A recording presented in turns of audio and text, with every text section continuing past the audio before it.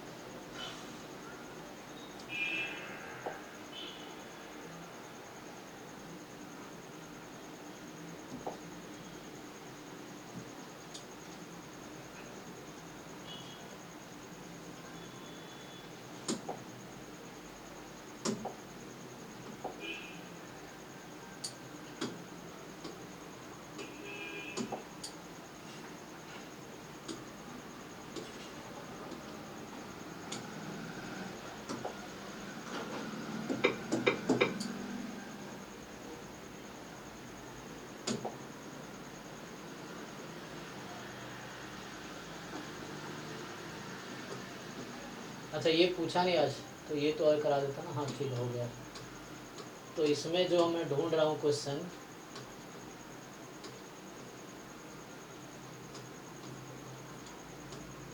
इसमें वो डाला नहीं है क्वेश्चन यार, 22 तक का ही क्यों दिया इसमें,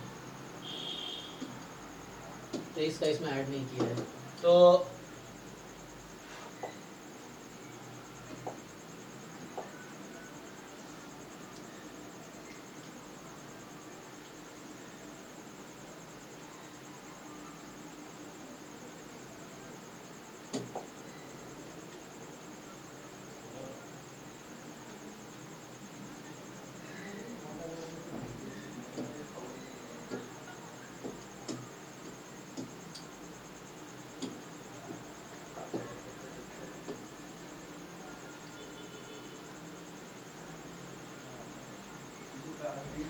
जैम 2023 का क्वेश्चन मिला किसी को, मल्टीवेरिएट वाला 2020? हाँ 34 है, तो इसमें ढूंढना पड़ेगा। तुम भेजो स्क्रीनशॉट, भेजो ग्रुप में, भेज दिया किसी ने, भेजो एक बारी।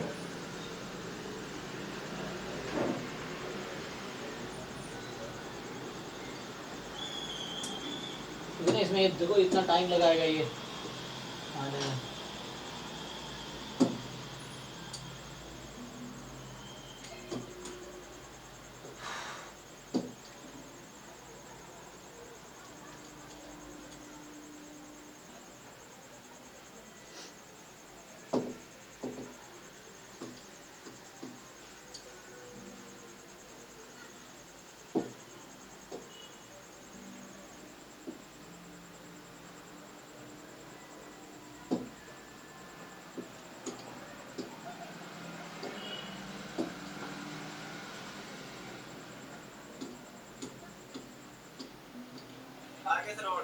आ गया, चलो तो देखो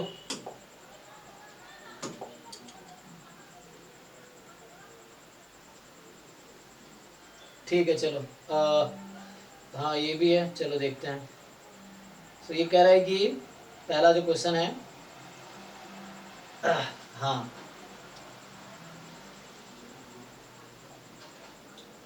क्वेश्चन नंबर 34, ये आपसे क्या कह रहा है कि x1 x2 है ना, be the random vector having, so x1 x2 एक रैंडम वेक्टर है जिसका पीएमएफ दे रखा है आपको, है ना। तो ये रैंडम वेक्टर है विद पीएमएफ, हालांकि दिख जाएगा आपको पीएमएफ। तो यहाँ पे क्या है कि probability x1 is equal to x1, x2 is equal to x2, है ना। नोटेशन इसने वैसे ही लिखा जैसे पीडीएफ का, बट ठीक है लिखा है, जो है ना पीएमएफ है। और ये है तो c बाहर है, c को भी तो लिखता हूं मैं, तो यहाँ पे ठीक है c upon x1 factorial x2 factorial 12 minus x1 minus x2 factorial. ठीक, अब ये कह रहा है कि जहां पे x1 प्लस x2 जो वैल्यू होगी वो ऑब्वियसली 0 से 12 में ही होगी, एंड इंडिविजुअली x1 x2 की वैल्यू जो हो सकती है वो भी 0 से 12 में हो सकती है ना। x1 x2 की जो इंडिविजुअल वैल्यू 0 से 12 में हो सकती है, और सम भी 0 से 12 में होगी। तो ये वही पीडीएफ है, पीएमएफ है जो मैंने यूज किया था लास्ट टाइम। तो देखो यहाँ पे क्या है, सिंपली आपको पहले सी निकालना होगा। तो सी निकालने के लिए आप क्या करते हो, मतलब कोई पीएमएफ दे रखा है, उसमें अननोन कांस्टेंट है जो मुझे फाइंड करनी है, तो उस कांस्टेंट की वैल्यू निकालने के लिए क्या करते हैं हम लोग, क्या करते हैं हाँ, पीएमएफ का डेफिनेशन यूज कर लेंगे जो कि है नॉन नेगेटिव होना चाहिए और सम 1 आनी चाहिए, है ना। तो भाई नॉन नेगेटिव होने के लिए सी को पहली बात नॉन नेगेटिव होना पड़ेगा, एंड दूसरी बात इसका समेशन ले लूं, तो सी को मैं बाहर कर देता हूं तत्काल। तो 1/x1 factorial x2 factorial 12 minus x1 minus x2 factorial. और हालांकि ये दो बार समेशन लगा सकते हो, एक x1 पे एक x2 पे, इसकी वैल्यू 0 से 12 हो सकती है, ये भी 0 से, but under the condition that x1 x2 is less than equal to 12, सिर्फ लेस चलेगा। सो x1 x2 इज जो सम है वो लेस देन इक्वल टू 12 होगा, और ये 1 होना चाहिए बाय डेफिनेशन ऑफ पीएमएफ। अब तुम याद करो वो फॉर्मूला मल्टीनोमियल डिस्ट्रीब्यूशन वाला, मल्टीनोमियल थ्योरम वाला। तो व्हाट डू यू थिंक, ये सी तो बाहर है, चलो सी रहने दो, ये सम किसके इक्वल होगा। अच्छा ध्यान से देखो, तो अगर मैं यहाँ पे कुछ नहीं है ना, जैसे इक्वल टू 1 है, तो यहाँ कुछ नहीं है तो क्या है 1 की पावर x1, 1 की पावर x2, 1 की पावर x3, x3 मतलब यही है 12 माइनस x1 माइनस, है ना। तो मतलब ये हो गया कि 1 की power 12 minus x1 minus x2, ये है ना पावर, और ये इक्वल टू 1 है। अब देख के बताओ, जिनको याद होगा वो फॉर्मूला c टाइम्स ये समेशन किसके इक्वल होगा, बताओ। ये डबल समेशन, ये जो 1 की पावर x1, 1 की पावर x2, 1 की power 12 minus x1 minus x2, इसका सम किसके इक्वल है।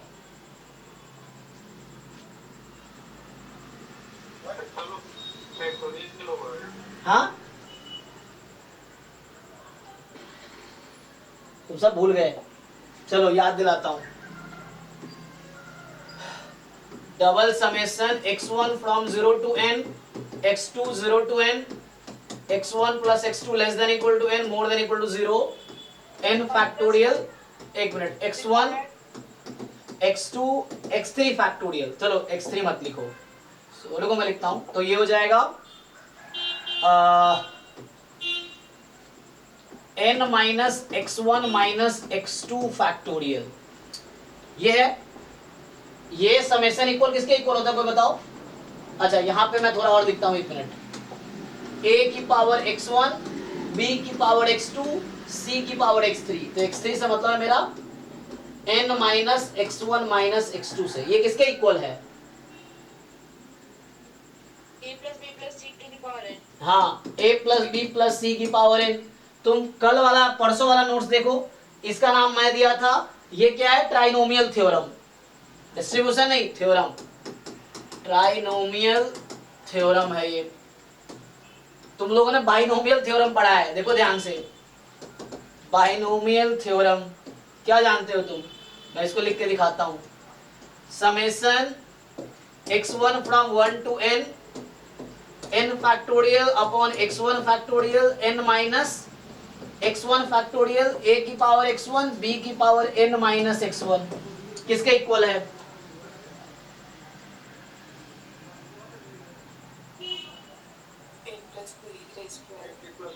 तो याद है ना ये NC x1 ही तो है, NCR जो तुम लिखते थे, तो उसी को मैंने खोल दिया NCR को, तो R की जगह x1 है, NCR a की पावर r, b की पावर n माइनस r, तो r के प्लेस पे मैं x1 यूज कर रहा हूं ताकि तुम्हें इसके जैसा कुछ पैटर्न समझ आए।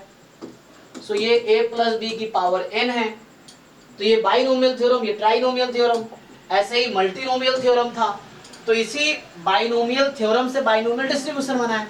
वो जो ट्राइनोमियल थ्योरम है ट्राइनोमियल डिस्ट्रीब्यूशन है, मल्टीनोमियल थ्योरम से मल्टीनोमियल डिस्ट्रीब्यूशन है।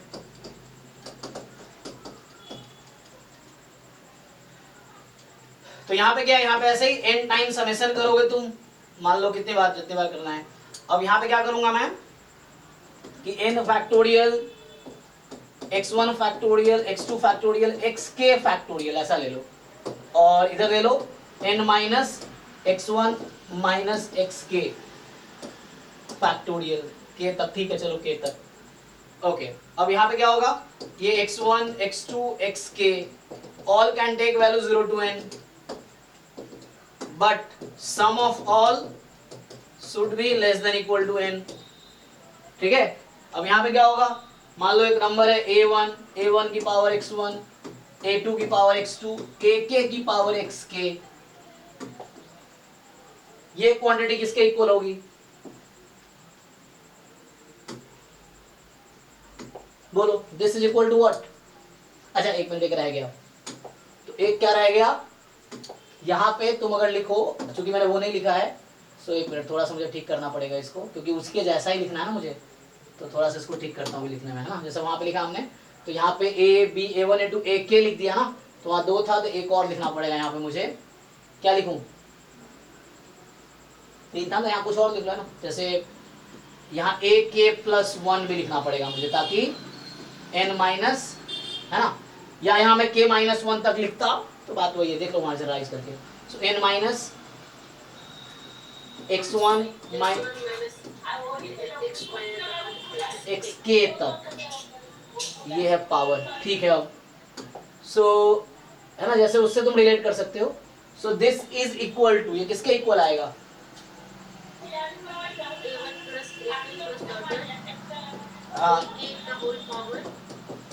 ए यहाँ k+1 तक ले रहे हैं हम ना, हाँ, तो ये k+1 और इस पूरे की पावर n, ये हो जाएगा।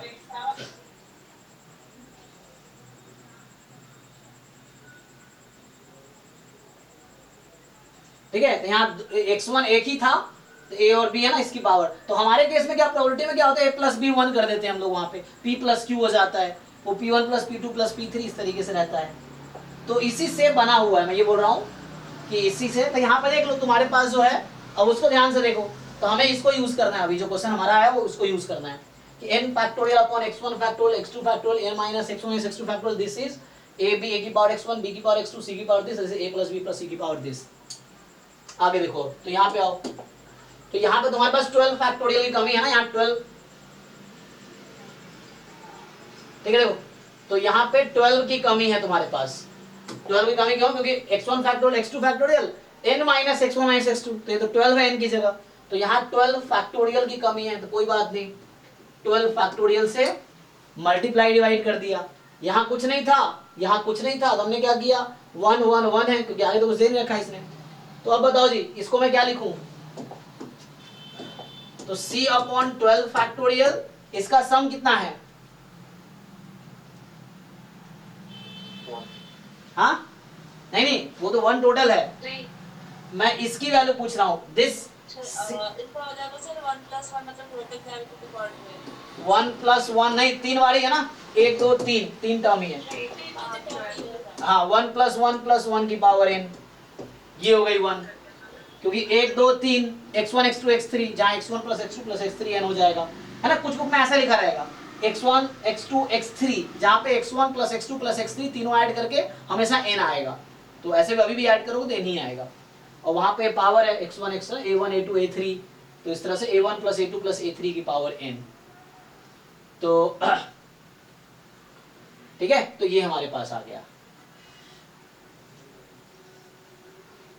तो यहां से c क्या मिला, तो c अपॉन 12 फैक्टोरियल 3 की पावर n, n मेरा एक्चुअली 12 ही था ना, तो n तो मेरा 12 ही है यहाँ पे, है ना, n तो मेरा 12 है ना, क्योंकि n की जगह 12 ही है, तो ये 3 की पावर 12 हो गई बराबर 1, तो c की जगह आ गया, कहने का मतलब, तो यहां से आपको ये समझ आया कि जो c है एक्चुअली वो क्या है, 12 फैक्टोरियल अपॉन 3 की पावर 12, यही है ना, देख लो, अब सो 12 अपॉन 3 की पावर 12, तो पुट कर लेते हैं उस पीएमएफ में, तो अब ये मेरा पीएमएफ कैसा दिखेगा, अब मैं c की जगह वो रख देता हूं, तो देखो अब हमारे पास जो पीएमएफ है, सो दिस विल लुक लाइक कि probability x1 is equal to small x1, x2 is equal to small x2, this is 12 factorial upon x1 factorial x2 factorial 12 minus x1 minus x2 factorial, okay. अब देखो ये तो ठीक है। अब c के place पर ये भी रखना है ना, अपॉन 3 की पावर ये है, सो 1/3 की पावर 12।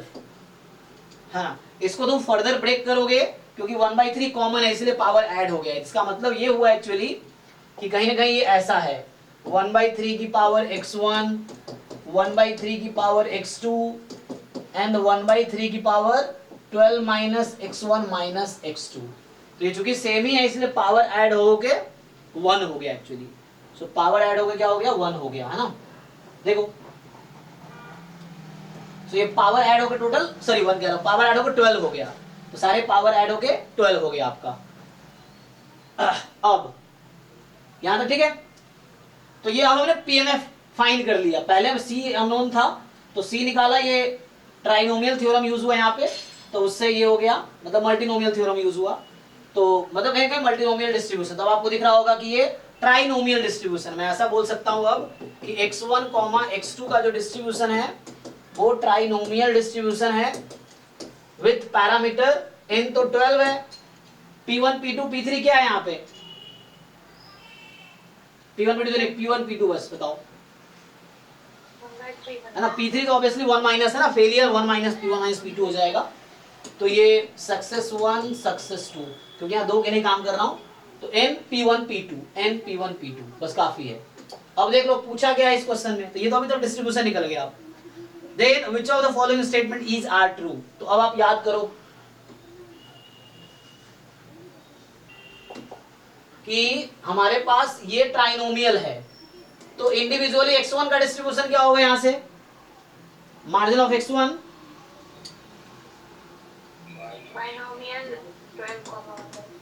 12,1/3, x2 का डिस्ट्रीब्यूशन क्या है 12,1/3, यही ना। एंड हो गया, इंडिविजुअल आ गया। x1 प्लस x2 का डिस्ट्रीब्यूशन क्या होगा,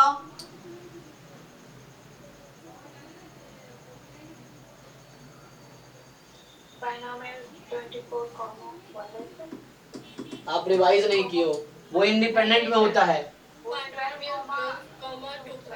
हाँ, यहाँ डिपेंडेंट है दोनों। वो जो n1 n2 ऐड कब होता है, जब इंडिपेंडेंट होते हैं। यहाँ पे डिपेंडेंट है, ये तो मतलब बाईवेरिएट, इसको बाईवेरिएट बाइनोमियल बोलते हैं, बुक में यूज करता है इसको बाईवेरिएट बाइनोमियल, इसी को बोलते हैं bivariate binomial distribution. Individual binomial है, जैसे बाईवेरिएट नॉर्मल है, तो वैसे ये बाईवेरिएट बाइनोमियल है। सो ये बाईवेरिएट बाइनोमियल है, तो उस केस में सम में p ऐड होगा, n कॉमन होना चाहिए, ऑब्वियसली कॉमन ही रहेगा क्योंकि n तो कॉमन ही है, तो ऑब्वियसली जो भी मल्टीनोमियल डिस्ट्रीब्यूशन है n कॉमन ही रहेगा। तो यहाँ पे pi's ऐड होते हैं, यहाँ pi's डिफरेंट भी हो सकता था, तो इन्होंने इसलिए बनाया कि बच्चे गलती करेंगे 24 1/3 लिखेंगे, तो यहाँ होगा 12,2/3। कल मैंने थ्योरम अलग से लिख के दिखाया था आपको कल ही कि इंडिपेंडेंट है, बाइनोमियल है, देन n1 n2 ऐड होगा, x is binomial n1p, x2 is binomial n2p and they are independent, then sum is binomial n1 plus n2 comma p। but if x1 x2 are bivariate binomial मतलब trinomial distribution with parameter n p1 p2, तो x1 होगा binomial n p1, x2 binomial n p2, then sum is binomial n comma p1 plus p2, जो मैं यहाँ use कर रहा हूँ। तो कल मैं थ्योरम लिखा है, तो रिवाइज कीजिए। तो ये आ गया मेरे पास। अब x1 प्लस x2 बाइनोमियल है 12,2/3, यहाँ p1 p2 ऐड हुआ है बिकॉज दे आर बाइवेरिएट, इसीलिए रिजल्ट है ये। अब आप क्या करना, आपको देख लो, तो पहला ऑप्शन है मीन पूछ रहा है, बताओ इसका मीन क्या होगा, mean of x1 plus x2। तो बाइनोमियल np का मीन कितना होता है, n टाइम p, 4 दूनी 8, ठीक है। दूसरा वेरिएंस पूछ रहा है, variance of x1 plus x2 npq, तो 1/3 से इसको मल्टीप्लाई कर दो और तो 8/3 हो गया। Okay, covariance between x1 x2, तो याद है फॉर्मूला क्या लिखा था कोवेरिएंस का, है ना। हाँ, सो कोवेरिएंस बिटवीन x1 x2 था माइनस n p1 p2, तो n यहाँ 12 है, p1 1/3 p2 भी 1/3, कितना हो गया माइनस 4/3। एंड ये सब फॉर्मूले है जो लास्ट का जो थ्योरम लिखाए थे, वो रिजल्ट याद रखना पड़ेगा। नेक्स्ट पूछ रहा है variance of x1 plus 2x2, ठीक है, ये ऑप्शन गलत है, इसे -5/3 कह रहा है। अब ये पूछ रहा है आपसे, तो इसको ब्रेक करना पड़ेगा आपको अब, है ना। So you have to break this, कोई प्रॉब्लम नहीं है। Variance of x1 plus 4 time variance of x2 plus 2 time covariance between x1 and 2x2, तो बाहर बुला लो 2 है ना, तो ये 4 टाइम आ जाएगा कोवेरिएंस बिटवीन x1, x2। अब आप सब कुछ पता है आपको, यहां से यूज करो। तो वेरिएंस x1, तो x1 x2 तो आइडेंटिकली डिस्ट्रीब्यूटेड है यहाँ पे, क्योंकि बाइनोमियल 12 1/3 दोनों का डिस्ट्रीब्यूशन है। तो कितना आएगा, कितना आया था 12 इंटू 1/3 इंटू 2/3, कितना लिखो वेरिएंस x1 का 8/3 सर। 8/3, 4 इंटू 8/3, 4 इंटू अभी कोवेरिएंस ऊपर निकाला है -4/3, तो सिंप्लीफाई कर लो इसको अब, तो आ गया 8/3, 32/3, 40/3, -16/3, 40 - 16 24/3, कितना 8 हो गया। तो इसमें ए बी डी सही है, सी में हमारा आंसर -4/3 आया है, ऑप्शन है -5/3 लिखा है, तो मतलब इसमें ए बी डी सही होगा। चेक कर लो तुम लोग एक बार।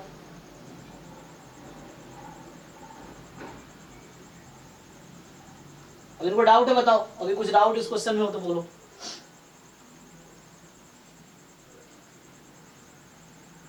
चलो सर जी, कोवेरिएंस नेगेटिव आने का क्या मतलब हुआ?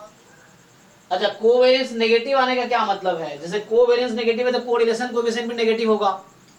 तो कुछ ऐसा रिलेशन है कि लाइक, तो कोवेरिएंस का रेंज क्या होता है, मतलब कोरिलेशन का रेंज क्या होता था, हाँ जैसे -1 to 1 होता है ना, तो जो इंटरप्रिटेशन इसका होगा वही इंटरप्रिटेशन उसका भी है, कि रो की वैल्यू -1 to 1 होती है। रो क्या होता है, covariance of x upon root under variance x variance y, sorry covariance xy upon this. तो यहां से कोवेरिएंस xy का रेंज कितना आ जाएगा, -σx σy2 plus σx σy। अब यहाँ पे क्या होता है कि कोरिलेशन कोएफिशिएंट क्या रिप्रेजेंट करता है, कि दोनों रैंडम वेरिएबल कितना लीनियरली रिलेटेड है। जैसे कोवेरिएंस अगर 1 हो गया तो वो y बराबर ax प्लस b होगा, जहां a पॉजिटिव है। अगर रो की वैल्यू -1 हो गई, कोरिलेशन कोएफिशिएंट -1 हो गया, तो इसका मतलब है कि y बराबर ax प्लस b है बट a नेगेटिव है। तो वही नेगेटिव का मतलब ये है कि वो नेगेटिव मतलब जो लीनियर रिलेशनशिप है बट कोएफिशिएंट नेगेटिव है, y बराबर -x टाइप का हो सकता है, उस तरह से रिलेटेड होगा। तो ये मतलब हो गया नेगेटिव कोवेरिएंस का, नेगेटिव कोरिलेशन कोएफिशिएंट का, है ना। और अगर कोरिलेशन कोएफिशिएंट 0 है मतलब वो लिनियरली रिलेटेड नहीं है, मतलब they are not related linearly actually. तो जितना 1 या -1 के क्लोज है उतना लिनियरली रिलेटेड है, ये चीज है, ठीक है ना। तो सो नेगेटिव कोएफिशिएंट होगा y बराबर ax प्लस b, a उतना नेगेटिव होगा, तो उस तरीके से है, ओके। बट जितना ज्यादा है ना क्लोज 1 या माइनस के, उतना लिनियरली ज्यादा रिलेटेड है, इस तरह से। बाकी इंटरप्रिटेशन पे क्वेश्चन नहीं पूछेगा। तो ये तो हो गया, एक और क्वेश्चन है, देख लो क्या कह रहा है ये, कि a large number of candidates from 3 states appear at a selection test. Suppose 10 candidates are selected independently. Out of 10 candidates are selected, तो number of trial 10 हो गया ना, out of which x y z are respectively from a b c। अच्छा एक minute, तुम्हारे पास क्या है कि 3 स्टेट से लोग आए, अच्छा तो स्टेट ए से x आया, स्टेट बी से y और स्टेट सी से z आया, okay. If the candidate from state A had twice as much as chance, तो देखो ऐसा कर लो P1 P2 P3 कर लो, हाँ। तो कह रहा है कि स्टेट A से मान लो PA बोल देता हूँ, प्रोबेबिलिटी कैंडिडेट है ना, had choice as much as one from B or from C to be selected, so this or this। तो इससे क्या मतलब हुआ कि सिलेक्ट A से, स्टेट A से जो आ रहे हैं उसका ट्वाइस चांस है, मतलब this is 2 time PB, this is 2 time PC, ऐसा बोलना चाह रहा है, ठीक है ना। तो और PA plus PB plus PC मिलके 1 होगा, तो बताओ जरा क्या आएगा इंडिविजुअल इनकी value, so P A plus 1/2 P A plus 1/2 P A, ये हो जाएगा। तो कितना हो गया टोटल, एक half half 1 + 1 2 P A, so this is 1, so PA is equal to 1/2, so PA is 1/2, PB is कितना आ जाएगा, अच्छा ये तो कुछ गड़बड़ हो गया, 1/4 सही है ना, मतलब अच्छा PB निकाल रहा हूँ, PA नहीं, PA तो आ गया, ठीक है ना, तो उसको उधर भेज देंगे ना, okay 1/4 and PC is 1/4, verify कर लो, कैलकुलेशन देख लो एक बारी, तो ये हो गया, मतलब P1 P2 P3 जो होता है ना, तो वो हमने n हमारा 10 है यहाँ पे, तो n हमारा 10 है, तो अगर मैं XA XB और XC बोलता हूँ, मान लो for example, so this will B,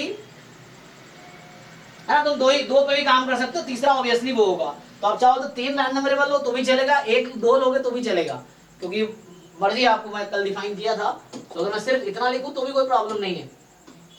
this is multinomial distribution with parameter 10, PA, PB, तो ऑब्वियसली जो PC है वो 1 - PA - PB है, तो वो ऑब्वियस है, यहाँ भी बोल सकते हैं, तीनों साथ लिखना है तो भी दिक्कत नहीं है।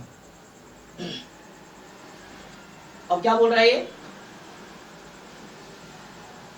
Then covariance between XYZ equals, तो ये तो आ चुका है ना, सॉरी XYZ है ना, तो यहाँ से समझ लो ना, अगर आप ये लिखना चाहो मुझे कोई प्रॉब्लम नहीं है, if you want to write कि ठीक है मुझे ऐसा लिखना है तो कोई प्रॉब्लम नहीं है, XC, so this is multinomial distribution, तो यहाँ आ जाएगा कितना 10, PA, PB, PC।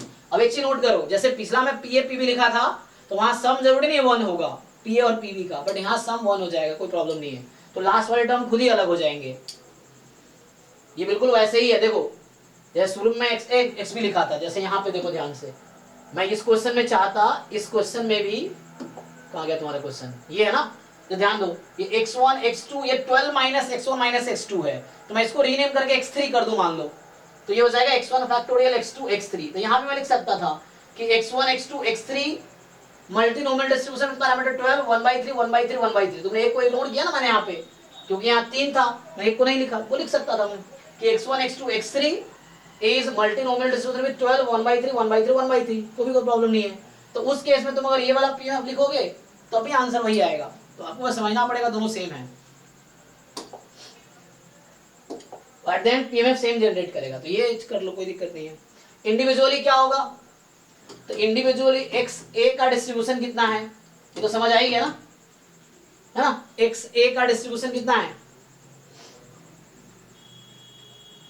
अच्छा रैंडम वेरिएबल ने XY दे रखा है ना, अच्छा उसने XYZ दे रखा है एक्चुअली, तो कोई बात नहीं, मैं XA XB XC लिख रहा हूँ, ये XYZ है, यही XYZ बुक में लिखा, उसमें लिखा हुआ है ना, चेक कर लो भाई, तो इसका डिस्ट्रीब्यूशन हो गया 10, कितना 1/2, और XB 10, 1/4, एंड XC जो XYZ बुक में लिखा है, तो अब क्या हो गया, कोवेरिएंस बिटवीन YZ मतलब XB XC, तो क्या होगा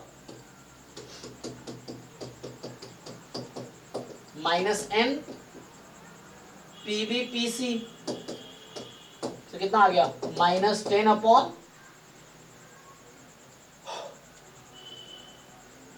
16, ठीक है ना, तो 16, तो -5/8, ये ना, सो ये आ गया -5/8,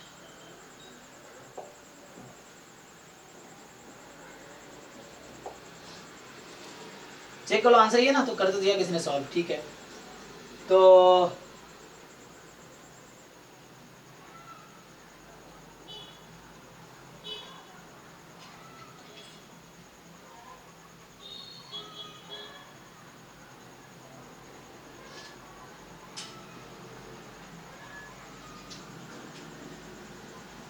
ओके जी, चलो आगे स्टार्ट करते हैं, आगे मैं बाइवेरिएट नॉर्मल स्टार्ट करता हूं, तो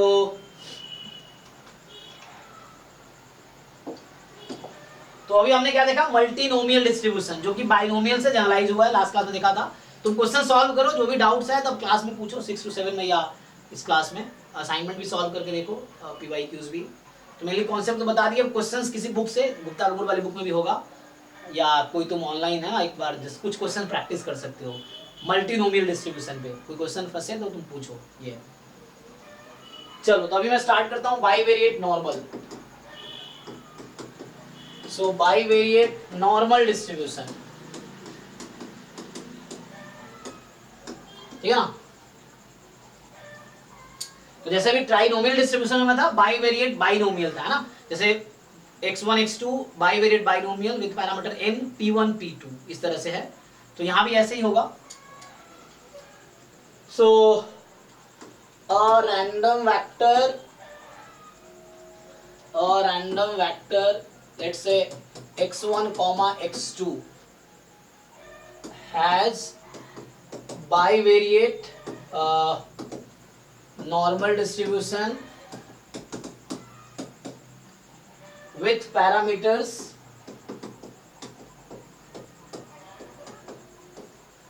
क्या क्या पैरामीटर लोगे यहाँ पे आप, तो आपके पास क्या क्या आएगा, क्योंकि बाईवेरिएट में जरूर इंडिपेंडेंट होगा, हो भी सकता है नहीं भी हो सकता है, जनरली नहीं होगा ना। तो यहाँ पे पैरामीटर μ1 μ2 σ1 स्क्वायर σ2 स्क्वायर एंड रो, सबका मीनिंग क्लियर है सबको।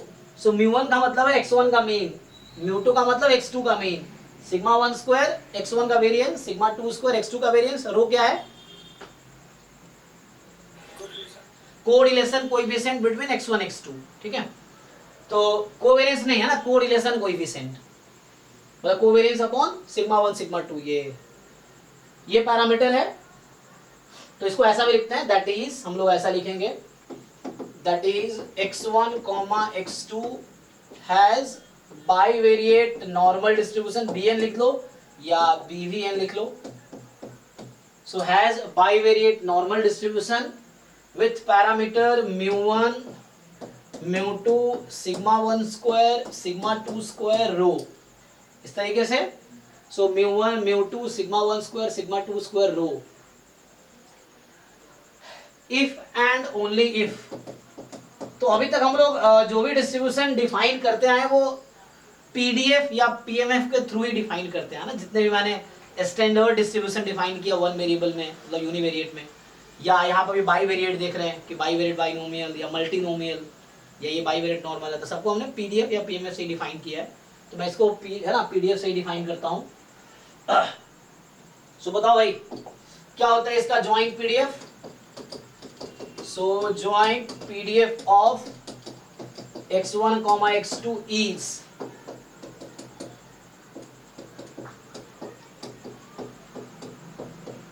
बोलो कोई बताओ क्या लिखूं।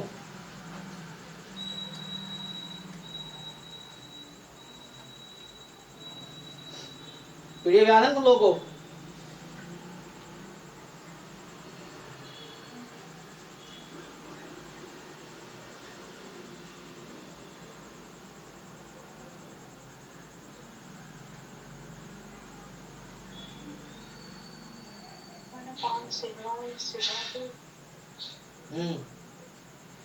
तो वहां नॉर्मल में क्या लिखते थे हम लोग, 1/√2 पाई सिग्मा, है ना। तो जैसे यहाँ पे होगा तो ज्वाइंट है, देख तो पहले बात 1/2 पाई σ1 σ2, क्योंकि √2 पाई मल्टीप्लाई हो गया, 2 पाई हो गया, σ1 σ2, आगे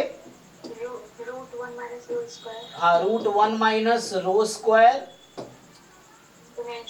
e की पावर, हाँ एक्सपोनेंशियल मतलब e की पावर, हाँ माइनस हाफ, चलो यही मैं लिख देता हूँ वो रूट वाला, या सॉरी 1 माइनस रो स्क्वायर, यहाँ कोई फंक्शन, चलो मान लो अभी क्यू एक्स वाई लिख देता हूँ, उसको बाद में लिखता हूँ आगे, है ना, क्यू x1 x2 इस तरीके से, जहाँ पे क्यू x1 x2 क्या होगा, तो ठीक है। तो यहाँ पे रहेगा कि 1/2 पाई σ1 σ2 √1 माइनस रो स्क्वायर e की power -1/2 1 minus rho square q x1 x2। अब ये फंक्शन ऑफ x1 x2 होगा। So what is that q x1 x2?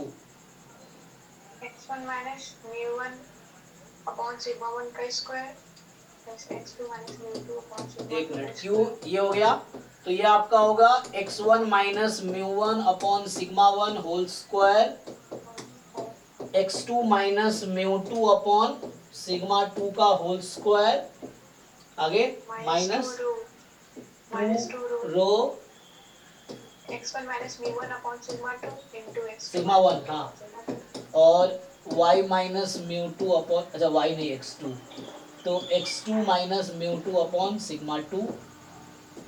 एक बार चेक कर लो भाई। तो ये जस्ट थोड़ा पीडीएफ इसका कॉम्प्लिकेटेड सा है, याद रखना पड़ेगा आपको। देखो तो ये ज्वाइंट पीडीएफ, मतलब इसके जगह तुम्हें ये रखना है, ये थोड़ा लेंदी हो रहा था इसलिए मैंने इसको यहाँ लिखा है, तुम इसके प्लेस पे ये रख दो, क्यू यहाँ जो लिखा मैंने, तो ई की पावर जैसे सिंगल नॉर्मल में होता है ना, तो यहाँ पे क्या हो जाएगा देख लो। So 1/2 pi sigma 1 sigma 2 root under 1 minus rho square, है ना, क्योंकि यार रो कोरिलेशन कोएफिशिएंट है, वो नॉन जीरो हो सकता है, तो इसीलिए इसका रोल है यहाँ पे, क्योंकि इंडिपेंडेंट नहीं है ना, इंडिपेंडेंट होगा देन रो जीरो हो जाएगा, बट इंडिपेंडेंट जरूरी नहीं है। सो -1/2 1 minus rho square and then this value is x1 minus mu1 upon sigma 1 whole square, x2 minus mu2 upon sigma 2 whole square, minus 2 rho x1 minus mu upon sigma 1, x2 minus mu2 upon sigma 2। तो ये तो हो गया PDF, ठीक है। अच्छा इसमें ध्यान दो, अब अगर मैं इसमें रो को जीरो कर दूं, तुम लोग ये लिख लो पहले अपने पेज पे, अब इसमें रो को जीरो रख के देखो, इस रो के जगह पे जीरो रखो, क्या बनेगा जरा बताओ।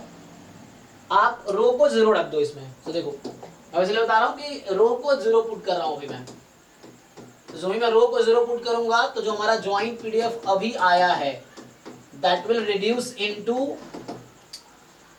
Product of two normals. हाँ तो ये अभी मैं लिख देता हूं, जो बनेगा वो लिख देता हूं, 2 पाई, ठीक, सिग्मा 1 सिग्मा 2, क्योंकि आपका ये तो है ना, ये रो आपका जीरो कर दिया तो 1 बचा, यहाँ रो जीरो किया तो 1 यहाँ -1/2, और ये रो यहाँ जीरो, ये खत्म, तो बचेगा e की पावर -1/2, ये एक्सपोनेंशियल था, so x1 minus mu one by sigma 1 whole square plus x2 minus mu two by sigma 2 whole square. अगला जो रो का टर्म था वो जीरो हो गया, ठीक है ना, तो ये रो वाला टर्म जीरो हो गया, तो ये वैल्यू बची, इसको मैंने वहां रख दिया। अब इसको तुम ब्रेक करोगे तुम्हें पता चलेगा कि f of x1 x2 1 by root under 2 pi sigma 1 e की power -12 x1 minus mu1 upon sigma 1 whole square into 1 by root 2 pi sigma 2 और e की power -12 x2 minus mu2 by sigma 2 का whole square, ठीक। तो यहां से क्या पता चला आपको, f of x1 plus x2 x1 x2, this is f of x1 at x1 f of x2 at x2। अब x1 x2 आपको देख के लग रहा है अच्छा ये x1 कौन सा पीडीएफ समझ आ ही रहा है, तो अच्छा इसका क्या मतलब हुआ, सो इसका मतलब ये हुआ है, तो if and only if theorem था, तो ये इंप्लाई कर रहा है कि x1 and x2 are independent, है ना, एंड ऑल्सो यहां से ये समझ आया कि x1 क्या है, नॉर्मल म्यू1 कॉमा सिग्मा 1 स्क्वायर है, एंड x2 जो है नॉर्मल म्यू2 कॉमा सिग्मा 2 स्क्वायर है। चेक कर लो एक बार। अच्छा बाकी डिस्ट्रीब्यूशन में ऐसा होता है क्या कि अगर कोरिलेशन कोएफिशिएंट जीरो कर दे, क्या वो नॉर्मल होगा, सॉरी क्या वो इंडिपेंडेंट होगा, है ना, अगर रो जीरो कर देता हूं मैं, वो नॉर्मल नहीं है, तो क्या ऐसा कोई डिस्ट्रीब्यूशन है जहां पे रो जीरो रखने पे वो इंडिपेंडेंट हो जाए, ऐसा होता है कि नहीं, है ना। तो देखो एक्चुअली ये इन जनरल ट्रू नहीं है ना, ये सिर्फ बाइवेरिएट नॉर्मल में ऐसा हो रहा है, क्योंकि आप जानते हैं इंडिपेंडेंट है, x1 x2 आर इंडिपेंडेंट, तो कोई भी रैंडम वेरिएबल हो कोवेरिएंस उसका जीरो होगा, मतलब कोरिलेशन कोएफिशिएंट जीरो होगा, बट इसका कन्वर्स ट्रू नहीं है इन जनरल, है ना, कि रो जीरो है स्टिल x1 x2 में नॉट बी इंडिपेंडेंट, लेकिन यहां पे गारंटी दे रहा है ये, तो क्योंकि ये सिर्फ इसी डिस्ट्रीब्यूशन की प्रॉपर्टी है। मतलब मैं ये बोलूं कि यहां से मैं क्या बोलना चाह रहा हूं अभी, अच्छा वैसे आप जानते हो, अगर मैं बोलूं दूसरा तरीका क्या है कि अगर मैं इंडिपेंडेंट मान लूं तो मुझे पहले से ही पता डायरेक्टली कि अगर इंडिपेंडेंट है तो रो जीरो होगा। अब ये तो पहले से हम जानते हैं ना कि अगर x1 x मैंने भी क्या किया, रो जीरो पुट किया है, मैं स्टार्ट करता कि let x1 x2 are independent, तो ऑब्वियसली रो जीरो हो जाएगा बाई थ्योरम, क्योंकि ये हर थ्योरम में ऐसा होता है कि x1 x2 इंडिपेंडेंट है देन रो जीरो ही होगा, बट रो जीरो है that does not imply that कि x1 x2 are independent, that may not be independent. So यहां सिर्फ मतलब ये कहने का मतलब मेरा यहाँ पे ये है कि लाइक थ्योरम में क्या बताना चाह रहा हूं आपको कि x1 x2 जो है बाईवेरिएट नॉर्मल है μ1 μ2 सिग्मा 1 स्क्वायर। अब कुछ बुक में सिग्मा 1 सिग्मा 2 ही लिखता होगा, देख लेना नोटेशन। तो this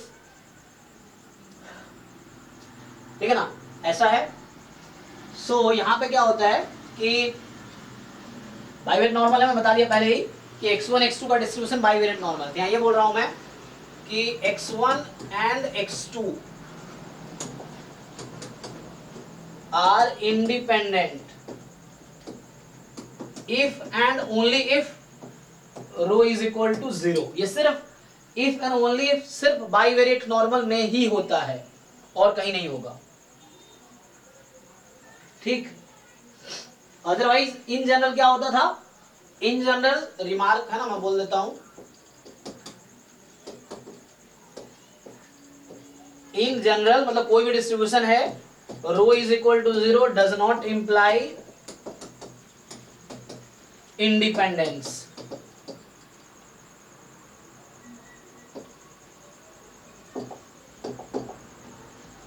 So does not imply independence, ठीक है, independent इन ऐसा राइट, बट यहाँ पे होता है, बट है ना, but it is true in case of bivariate normal, है ना।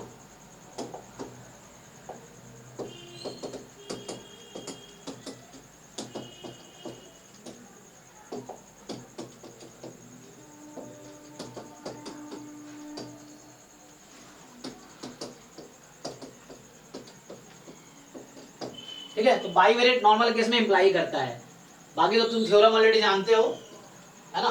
बाकी इन जनरल क्या होता है, इन जनरल कि x1 and x2 are independent then correlation coefficient या कोवेरिएंस इज 0। तो ये तो होता है कि लाइक ये किसी भी रैंडम वेरिएबल में है ना, x1 x2 are any random variable, तो इन दैट केस ये रो जीरो ही होगा, but rho zero doesn't imply that they are independent. But वो ये स्टेटमेंट ट्रू है कब, इसका कन्वर्स जब वो बाईवेरिएट नॉर्मल है ना। तो इस पे क्वेश्चंस आए एग्जाम में। अच्छा, तो एक चीज आपने ये देखा, सर रो जीरो है मतलब हाँ वीकली कोरिलेटेड कह सकते हैं क्या? हाँ वो तो ठीक है, हाँ वो ठीक है, वीकली लिनियरली कोरिलेटेड, हाँ, क्योंकि वो रो एक्चुअली लिनियर डिपेंडेंस बताता है कितना डिपेंडेंट है वो, ठीक है, हाँ ठीक है, हाँ वीकली कोरिलेटेड या वीकली रिलेटेड, हाँ चलेगा।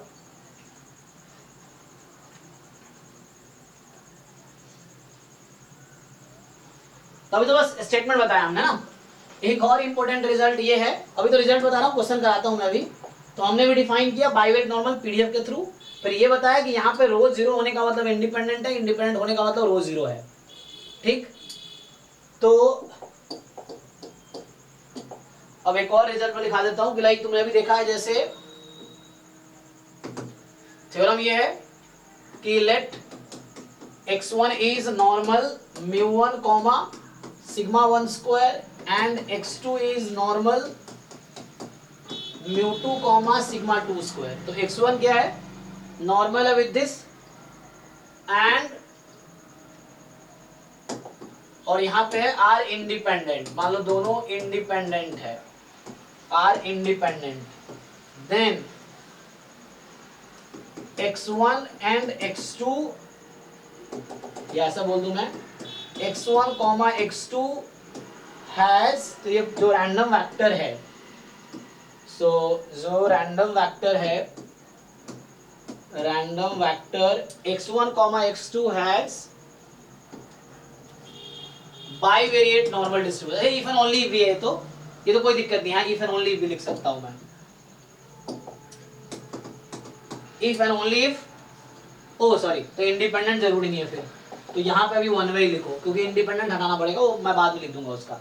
तो इंडिपेंडेंट मतलब कन्वर्ट जरूरी नहीं कि इंडिपेंडेंट ही देगा, जहाँ मैं इंडिपेंडेंट लिख रहा हूँ।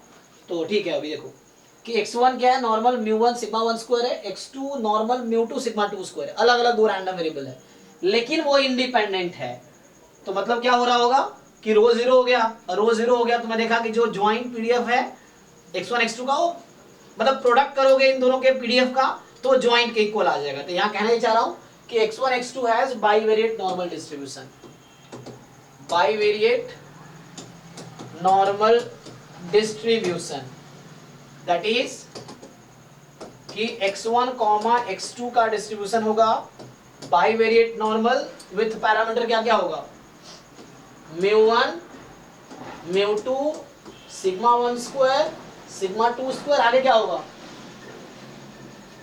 ये क्या लिखो अगला, रो यहाँ क्या होगा, जीरो होगा, ठीक है ना।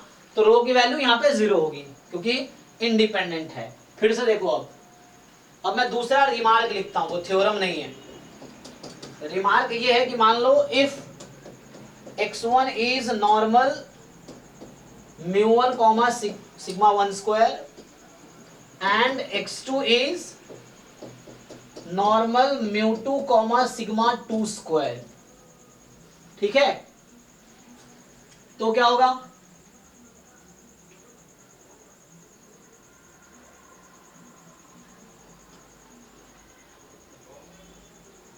तो हम ऐसा बोल सकते हैं कि हाँ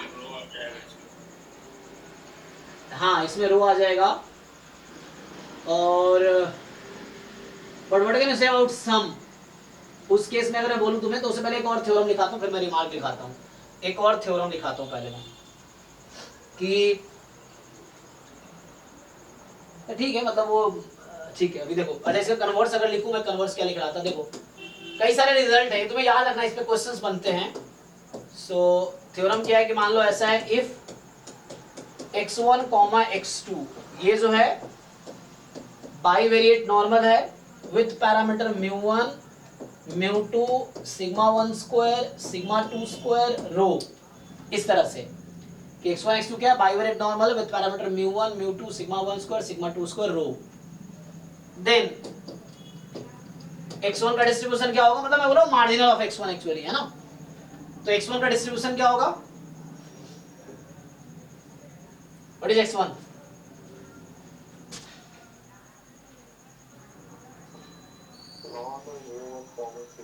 हाँ ये कोई दिक्कत नहीं है यहाँ पे। So here is no problem actually, अगर ये बाइवेरिएट नॉर्मल है तो जॉइंट डिस्ट्रीब्यूशन बाइवेरिएट नॉर्मल है, तो जो इंडिविजुअल है मतलब मार्जिनल डिस्ट्रीब्यूशन जो है that will also be normal actually. तो यहाँ पे क्या होगा, normal μ1 comma sigma 1 square and x2 will be normal μ2 comma sigma 2 square, इस तरीके से, ठीक है। तो अभी ऐसा है,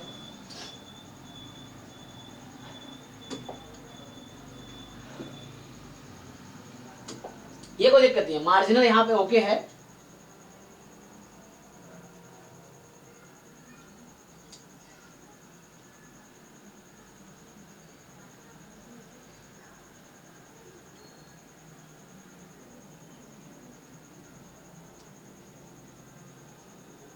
अच्छा मैं ये पूछ रहा हूँ, जैसे कन्वर्स ट्रू है क्या, इसका कन्वर्स ट्रू होगा कि नहीं, इस थ्योरम का जो लास्ट थ्योरम लिखा है इसका कन्वर्स ट्रू है या नहीं, बताओ जरा। नो सर, मतलब अगर x1 नॉर्मल है x2 नॉर्मल है तो क्या उसका ज्वाइंट, क्या x1 x2 बाइवेरिएट नॉर्मल होगा, जरूरी नहीं है। हाँ वो जरूरी नहीं है एक्चुअली। तो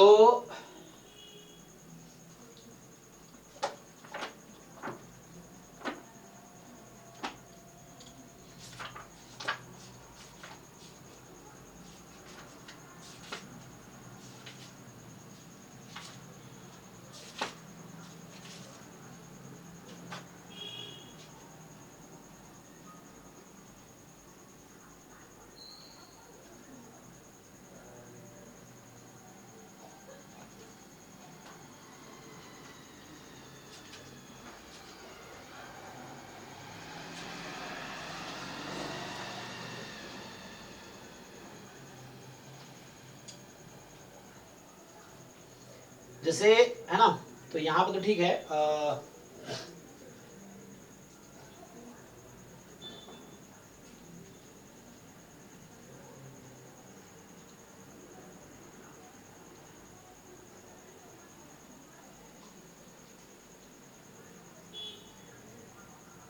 यस है ना, एग्जांपल दे रखा है, तुम चेक कर सकते हो इसका कन्वर्स ट्रू नहीं है।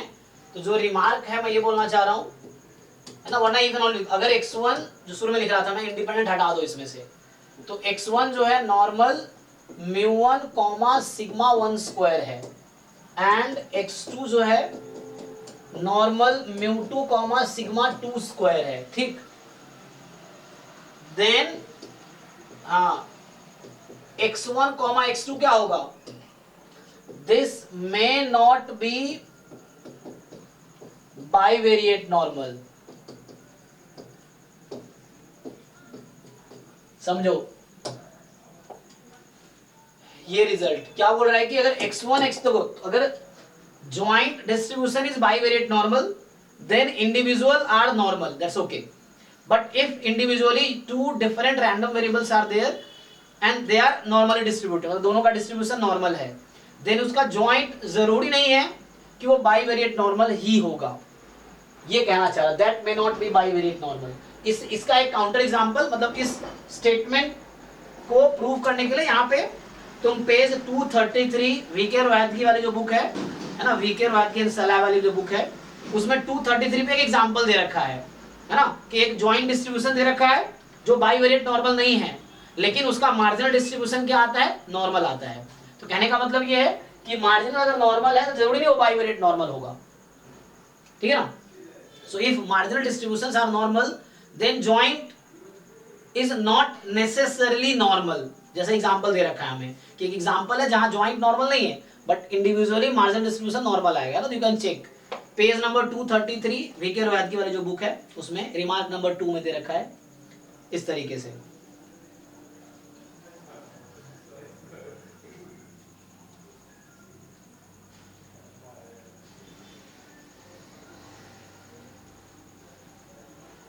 ओके इसी को आगे मैं अगर इसी को कंटिन्यू करूं, इसी रिमार्क में अगले पेज पे करता हूं। देखो जैसे थ्योरम क्या है या रिमार्क में लिखता हूं मैं, तो ये कहना क्या जा रहा है कि इफ, अच्छा देखो ये जो रिमार्क है, ये रिमार्क अभी मैं लिखा है डज नॉट, मान लो x1 नॉर्मल μ1 सिग्मा स्क्वायर है, x2 is normal μ2 sigma 2 square, तो इसका बाइवेरिएट नॉर्मल श्योरली, सॉरी इसका joint distribution surely bivariate normal कब हो सकता है, दे आर इंडिविजुअली नॉर्मल, हाँ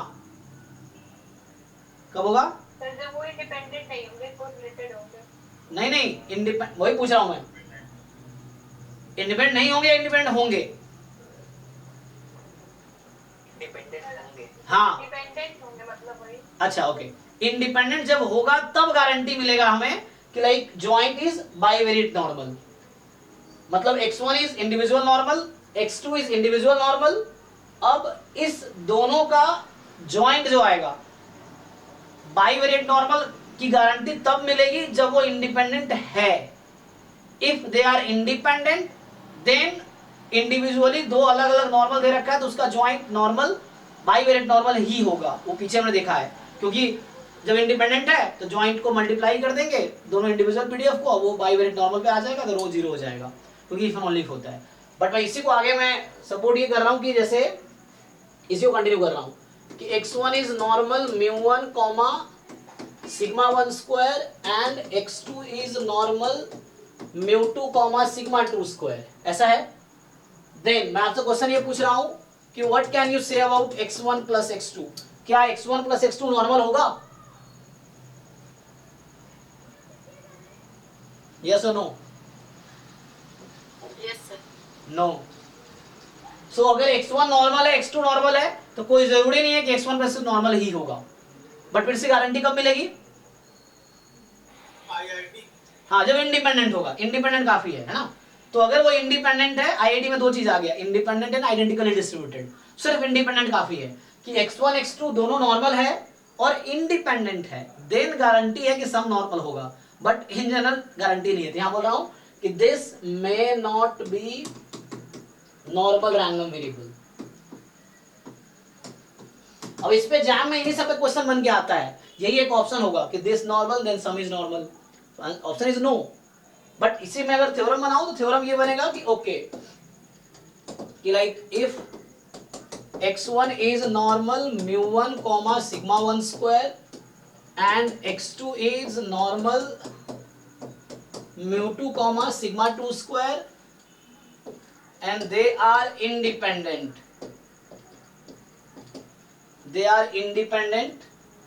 then गारंटी है कि x1 plus x2 नॉर्मल ही होगा। इनफैक्ट माइनस भी नॉर्मल, या x1 plus x2 has normal distribution. More over x1 plus x2 का क्या आ जाएगा, डिस्ट्रीब्यूशन क्या आएगा, पैरामीटर्स क्या होंगे।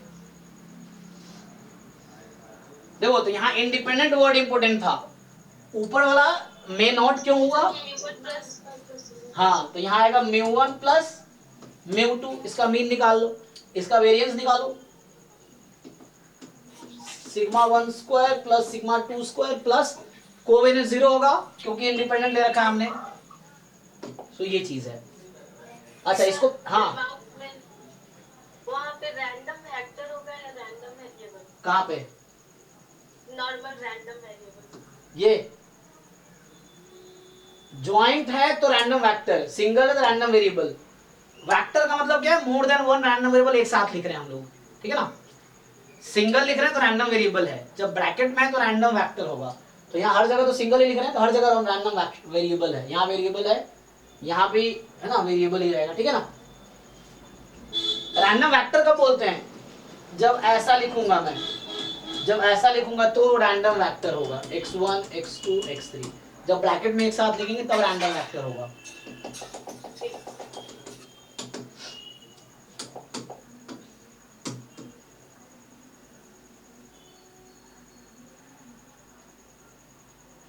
ठीक है ना। तो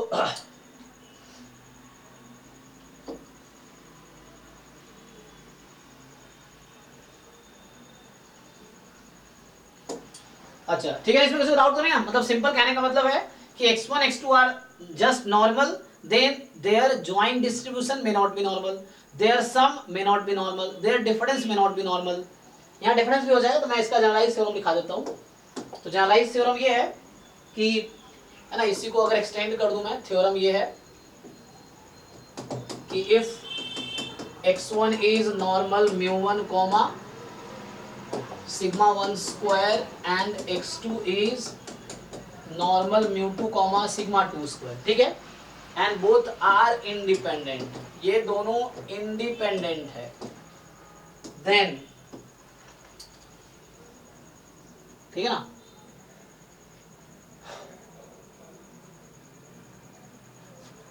a time x1 plus b time x2 ये भी नॉर्मल होगा। कहने का मतलब ये है कि a time x1 plus b time x2 is normal random variable. ये सिंगल रैंडम वेरिएबल है, एक ही साथ लिखा है, एक रैंडम वेरिएबल, मतलब दैट इज इसका डिस्ट्रीब्यूशन नॉर्मल होगा। अब इसका क्या होगा, mean variance, ax1 plus bx2 का मीन कितना आएगा, इसका मीन कितना है, कोई बताओ, इसका मीन फाइंड करो। a mu1 plus b mu2, इसका वेरिएंस कितना आएगा,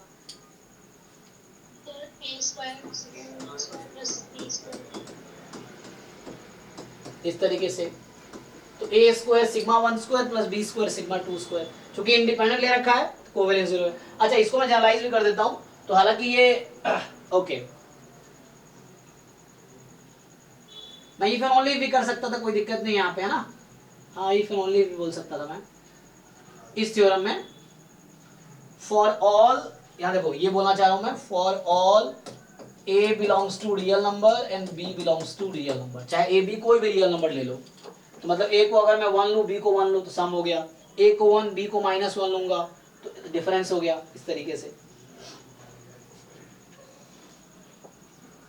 है ना। तो इनफैक्ट यहाँ पे इफ एंड ओनली इफ चल जाएगा, लेकिन ये इसके लिए चलेगा, इफ एंड ओनली इफ इसके लिए, क्योंकि यहाँ से कोवेरिएंस 0 आ जाएगा ना। तो मैं ये बोल देता हूँ यहाँ पे क्या होगा,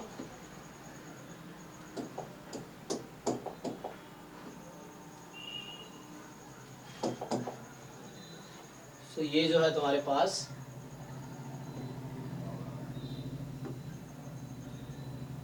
ये if and only if result हो जाएगा। अच्छा, सो this is if and only if.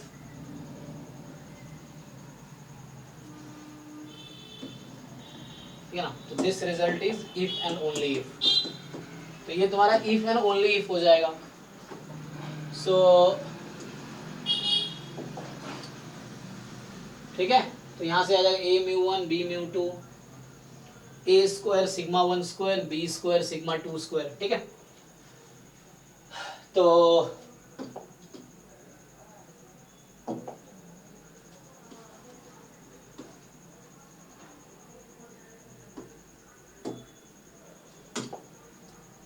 आगे चलो स्टार्टिंग वाला एक हटा दीजिए।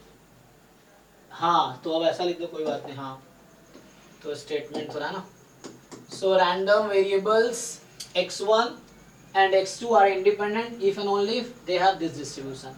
इसका जनरलाइज फॉर्म ये है, तो इसका जो जनरलाइज फॉर्म है, ये थ्योरम ये है कि रैंडम वेक्टर मान लो x1 कॉमा x2 है, ठीक, this has bivariate normal distribution. समझो, bivariate normal distribution. So if and only if, so random vector x1 x2 has bivariate normal distribution if and only if ax1 plus bx2। देखो यहाँ independent नहीं माना है मैंने लेकिन ये माना है कि बाइवेरिएट है, इंडिविजुअल नहीं बोल सकते है ना। तो मैंने ये अज्यूम किया कि बाइवेरिएट है, ऊपर इंडिपेंडेंट लिया था, तो अगला वो थ्योरम भी लिखाऊंगा तो समझ आ जाएगा कि अगर दो रैंडम वेरिएबल इंडिपेंडेंट है तो बाइवेरिएट बनाएगा ही, पीछे लिख रहा था ना। तो random vector x1 x2 have bivariate normal distribution if and only if this is a normal distribution या this has normal distribution। so ये नया random variable हो गया ना, y मान लो ax1 plus bx2, so this y random variable has normal distribution।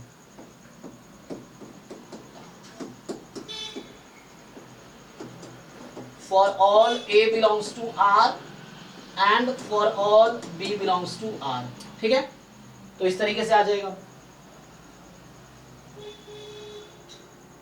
है ना। ये गेट में खुद एक क्वेश्चन बन के आया हुआ है, ये थ्योरम है, गेट का क्वेश्चन है ये। सो गेट में आज क्वेश्चन है ये थ्योरम, तो एक ऑप्शन है गेट क्वेश्चन में। तो इस तरह से पूछ लेते हैं इन्हीं थ्योरम्स को बोलो। अच्छा, मैं अगर जैसे नेक्स्ट थ्योरम लिख रहा था कि लाइक तो भी वहाँ लिखा था ना कि नॉर्मल इंडिपेंडेंट है, अच्छा वहाँ लिख चुका हूँ मैं कि दोनों इंडिपेंडेंट है, तो जहाँ 0 लिखा था ना, ओके यहाँ पे देखो, हाँ ये ना कि x1 x2 are independent then this is bivariate normal. तो मैं इसको इफ एंड ओनली इफ कर सकता हूँ अगर इसके लिए चाहूँ तो इसको तुम क्या हो जाएगा,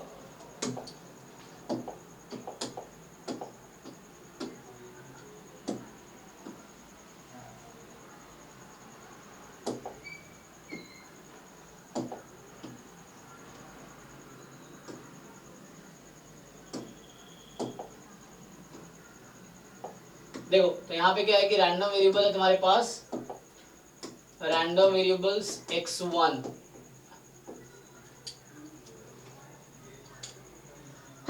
सॉरी, तो यहाँ से क्या होगा, इफ एंड ओनली इफ हो जाएगा। ऐसा क्यों हो रहा है, क्योंकि देखो x1 x2 इंडिपेंडेंट है, अगर 2 इंडिपेंडेंट रैंडम वेरिएबल है, दोनों नॉर्मल है, देन उसका जॉइंट बाइवेरिएट ही होगा, यही मैं बोल रहा हूँ यहाँ पे।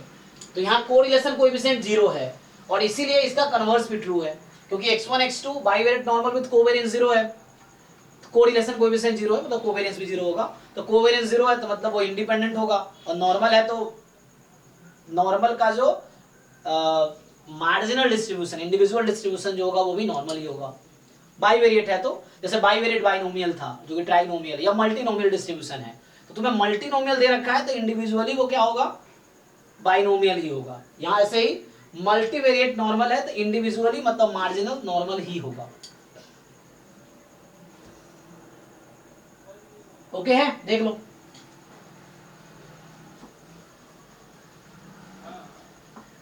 तो ये कुछ रिजल्ट्स लिखे हैं, मैं एक बार बता देता हूँ फिर से, इसको क्वेश्चंस करके देखते हैं इस पे क्या है। तो मेनली कुछ कॉन्सेप्ट बताया मैंने अभी, है ना, लाइक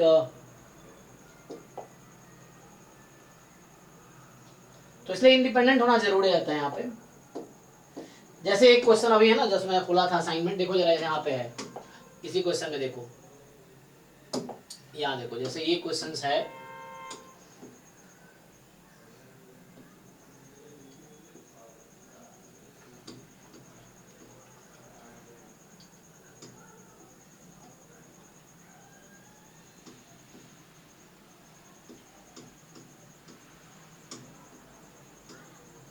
ये तो भी करूंगा, ये आज इसी का है, ये भी बाईवेरिएट नॉर्मल का, ये भी 11वां क्वेश्चन जो है, 12वां अभी सॉल्व करते हैं, जो अभी मैंने थ्योरी करा उस पर 12th फिट हो जाएगा।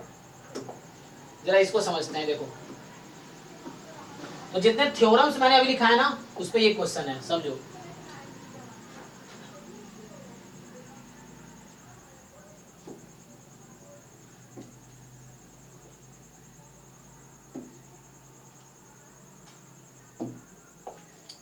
ठीक, देखो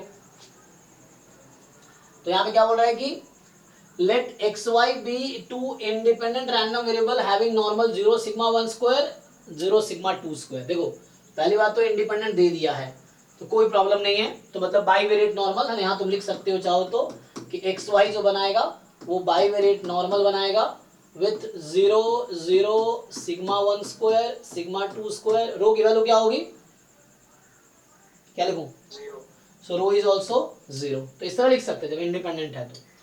अब बोल रहा है कि x plus Y and x minus Y. तो देखो जब भी तुम्हें दिख गया कि इंडिपेंडेंट है तो इसका कोई भी लीनियर कॉम्बिनेशन नॉर्मल ही रहेगा, मतलब x नॉर्मल है y नॉर्मल है, पैरामीटर कुछ भी हो, अगर दोनों इंडिपेंडेंट है तो उसका कोई भी लीनियर कॉम्बिनेशन वो नॉर्मल ही रहेगा।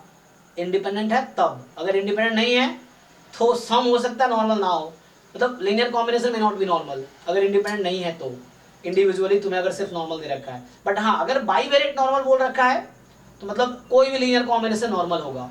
So either bivariate normal word use होगा, नहीं तो इंडिपेंडेंट यूज होगा, देन नॉर्मल रैंडम वेरिएबल का any linear combination will be normal. But in general ऐसा नहीं कि दो नॉर्मल है सम नॉर्मल ही हो, जरूरी नहीं है। तो अभी देख लो, अब बोल रहा है कि x plus Y X minus Y independent होगा, तो ऑब्वियसली ये भी नॉर्मल है ये भी नॉर्मल है। अब तुम्हें चेक करना है ये इंडिपेंडेंट है कि नहीं है, कौन सा, x plus Y X minus Y. तो ये कब होगा, इफ एंड ओनली इफ दोनों नॉर्मल है ना, तो कोई प्रॉब्लम नहीं है। अभी तुम इसके बीच का कोवेरिएंस निकालो जरा, कोवेरिएंस क्या आएगी, x plus Y and x minus Y के बीच का कोवेरिएंस क्या होगा,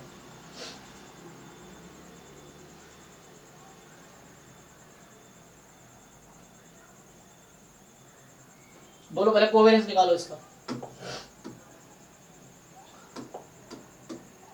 फाइंड द कोवेरिएंस, तो इसको ओपन करो, कोवेरिएंस x x मैं ओपन कर रहा हूं, देखो ध्यान से, फिर x का x के x का y से minus covariance x y plus covariance y x minus covariance y y। ठीक, तो यहां से आ जाएगा ये और ये कैंसिल, तो बच गया सिग्मा एक्स स्क्वायर माइनस, अच्छा यहाँ दे रखा है ना सिग्मा 1 स्क्वायर सिग्मा 2 स्क्वायर, तो ये हो गया sigma 1 square minus sigma 2 square. ठीक, तो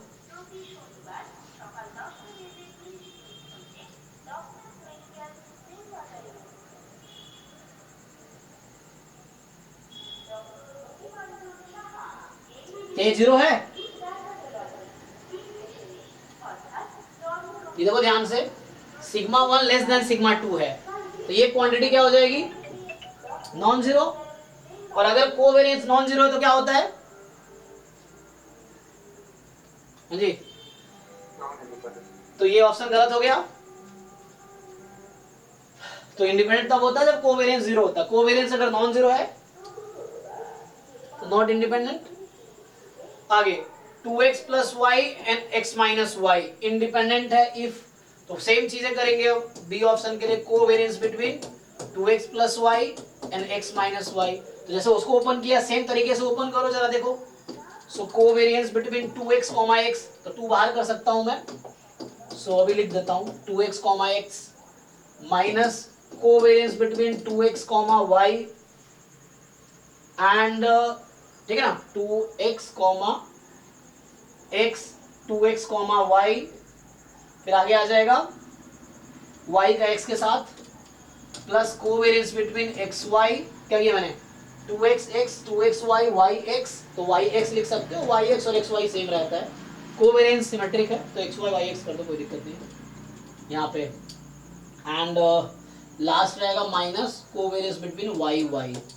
देखो ध्यान से अब, सो 2 बाहर करोगे यहाँ से 2 बाहर आ जाएगा, 2 time covariance between x x, तो x का वेरिएंस माइनस इस 2 को बाहर करो। अच्छा 2 को बाहर करोगे तो तुम्हें क्या था, एक्स वाई इंडिपेंडेंट था, तो एक्स वाई तो इंडिपेंडेंट है और ये नॉर्मल है, तो X Y are independent normal, तो इसके बीच का कोवेरिएंस क्या हो जाएगा, ये टर्म क्या हो जाएगी, ये भी जीरो ये भी जीरो है ना, क्योंकि इंडिपेंडेंट नॉर्मल है मतलब बाइवेरिएट नॉर्मल है, तो इफ एंड ओनली इफ हो जाएगा। तो इफ एंड ओनली मतलब ये है कि कोवेरिएंस जीरो तो independent independent then covariance zero, इस तरह से दोनों तरफ से ट्रू होगा। तो ये अगला जीरो, अगला भी zero and minus sigma 2 square, तो मतलब फाइनली क्या आया 2 sigma 1 square minus sigma 2 square.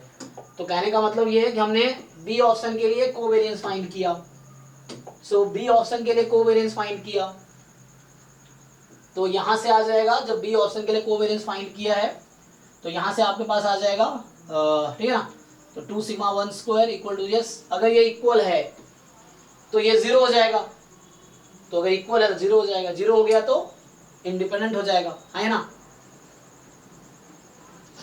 क्योंकि बाइवेरिएट नॉर्मल है ना, तो ये भी नॉर्मल है ये भी नॉर्मल, ये भी नॉर्मल है ये भी नॉर्मल है, और नॉर्मल दोनों हो गया, तो अगर ये जीरो हो गया तो इंडिपेंडेंट हो जाएगा, और इंडिपेंडेंट है तो जीरो हो जाएगा, क्या covariance zero then independent, independent covariance zero bivariate normal में, ठीक है ना। तो अगर जीरो है तो इंडिपेंडेंट हो गया, तो ये दोनों इंडिपेंडेंट नॉर्मल है, तो ये ओके है, चेक कर लो। किसी को डाउट हो तो बताओ। तीसरा सी ऑप्शन, तो ये बी ऑप्शन के लिए कैलकुलेशन कर रहे थे, ये ए ऑप्शन के लिए कर रहे थे, अब सी ऑप्शन में आओ। x plus Y and x minus Y are identically distributed, तो देखो एक्स वाई क्या है, इंडिपेंडेंट नॉर्मल है, कोई प्रॉब्लम नहीं है, तो पहले चेक करो कि x प्लस वाई का डिस्ट्रीब्यूशन क्या होगा। तो बताओ कोई x प्लस वाई नॉर्मल तो होगा, ये गारंटी है, क्यों, क्योंकि ये बाइवेरिएट नॉर्मल है। बाइवेरिएट नॉर्मल क्यों है, क्योंकि इंडिपेंडेंट नॉर्मल है, तो independent normal is bivariate normal. तो बताओ जी x प्लस वाई का मीन कितना आएगा, देखो ध्यान से, जीरो। वेरिएंस कितना होगा x प्लस वाई का, sigma 1 square plus sigma 2 square, and x minus Y का डिस्ट्रीब्यूशन बताइए आप लोग, ये भी नॉर्मल होगा, मीन कितना आएगा, वेरिएंस माइनस नहीं प्लस है ना, आपको पता है ना variance of a x plus b y, तो ये होता है a square variance x plus b square variance y और plus 2ab covariance between x y, ये फॉर्मूला हो गया आपका, ठीक। तो ये b की जगह क्या है, -1 है, तो -1 का स्क्वायर +1 ही हो जाएगा, ठीक है। तो ये भी sigma 1 square plus sigma 2 square ही रहेगा, यहाँ माइनस होने से फर्क नहीं पड़ेगा वेरिएंस पे, variance x minus Y X plus Y का हमेशा सेम ही रहेगा, ठीक है, चाहे नॉर्मल नहीं भी है तब भी, अगर इंडिपेंडेंट है तो, है ना, इस तरह से। अगर इंडिपेंडेंट है एक्स वाई तो X plus Y X minus Y दोनों का वेरिएंस हमेशा इक्वल होगा, तो ये दोनों सेम है, यस। तो x प्लस वाई का डिस्ट्रीब्यूशन x माइनस वाई का डिस्ट्रीब्यूशन सही है, दोनों का डिस्ट्रीब्यूशन कॉमन है, तो इसी को बोलते हैं आइडेंटिकली डिस्ट्रीब्यूटेड, कि two different random variable have same distribution, then both random variable are identically distributed. Next x plus Y 2x minus Y, are independent है ना, तो x प्लस वाई और 2x माइनस वाई ये दोनों independent है। कब होगा? जब 2 sigma 1 square is equal to sigma 2 square. तो देख लो सेम तरीके से बी ऑप्शन किया ना सेम, तो क्या होगा यहाँ पे x और 2x का मतलब 2 टाइम सिग्मा 1 स्क्वायर, फिर आगे x y zero, covariance between x y 0, covariance y x 0 मतलब y 2x और माइनस, तो आ जाएगा 2 sigma 1 square minus sigma 2 square, तो सेम ही है। तो मतलब जैसे b जो इस लॉजिक से ट्रू है उसी लॉजिक से d भी ट्रू है, b और d सिमिलर लॉजिक से ट्रू है, पर चेक कर लो आप। और x plus Y X minus Y independent इसलिए नहीं था क्योंकि इसका ये आया और दोनों इक्वल नहीं था, दोनों डिफरेंट है, तो इसीलिए नॉन जीरो हो गया, नॉन जीरो हो गया तो इंडिपेंडेंट नहीं है। डाउट है तो बताओ किसी को, देख लो एक बारी।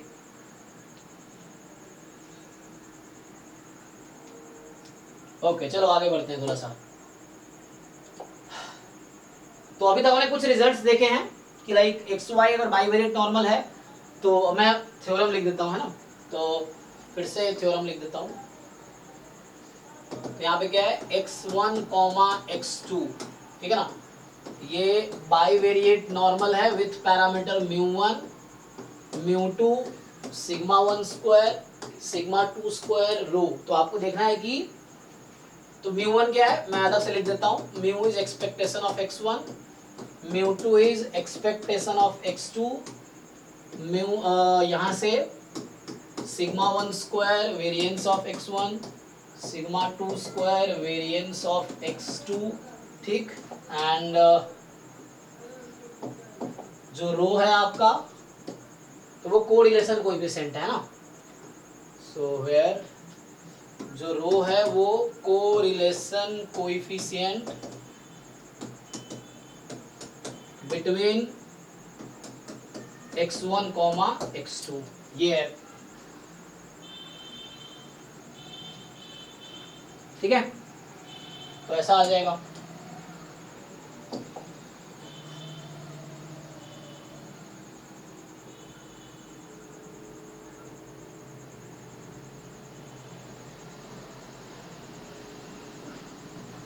तो क्वेश्चन ये है, देन पहला पॉइंट ये है कि x1 का जो डिस्ट्रीब्यूशन होगा नॉर्मल μ1 सिग्मा 1 स्क्वायर, सेम चीज मैंने वहां भी लिखा था कि अगर मल्टीनोमियल डिस्ट्रीब्यूशन है तो individually each random variable is binomial distribution. तो वैसे यहाँ पे है कि अगर बाइवेरिएट नॉर्मल है जॉइंट है ना, जॉइंट अगर मल्टीनोमियल था तो इंडिविजुअली मतलब मार्जिनल्स आर बाइनोमियल, वैसे ही जॉइंट इज बाइवेरिएट नॉर्मल तो individual are just normal.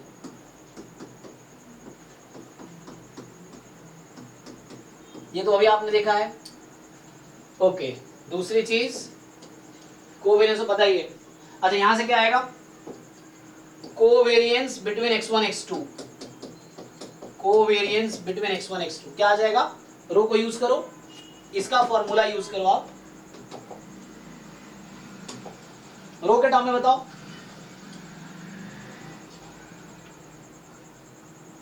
Row sigma 1 sigma 2 है ना, तो आपको पता है ना फॉर्मूला, कोरिलेशन कोएफिशिएंट क्या होता है, कोरिलेशन कोएफिशिएंट का फॉर्मूला होता है कि कोवेरियंस ऑफ x, y, अच्छा x1 x2 लिख रहा हूं मैं, तो x1, x2 upon sigma 1 sigma 2 ऐसा आ जाएगा, ठीक है।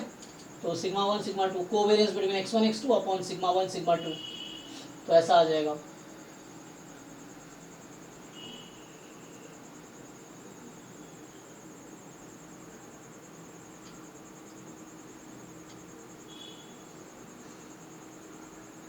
तो क्रॉस मल्टीप्लाई कर दो, सो रो सिग्मा 1 सिग्मा 2, ठीक है, जस्ट क्रॉस मल्टीप्लाई करके आ गया। तो ये तो पैरामीटर ये सब दिया होगा तुम्हें, μ1 गिवन होगा, μ2 गिवन होगा, सिग्मा ये सब गिवन होगा। अब क्या है कि तीसरा क्वेश्चन ये है कि इसका जॉइंट एमजीएफ क्या आएगा, joint MGF of x1, x2।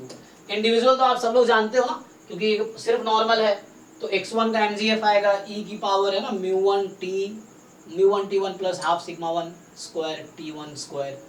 ऐसे इसका लिखूंगा x2 का mgf, तो mu two t two plus half sigma two square t two square e की पावर में, तो वो इंडिविजुअली आ जाएगा। ज्वाइंट एमजीएफ क्या आएगा इसका? तो ये थ्योरम लिखा रहा हूं, प्रूफ भी कर सकते हैं हम लोग कैलकुलेट करके, बस मैं रिजल्ट लिखा रहा हूं। So M of x1 comma x2 t1 comma t2 कितना आएगा?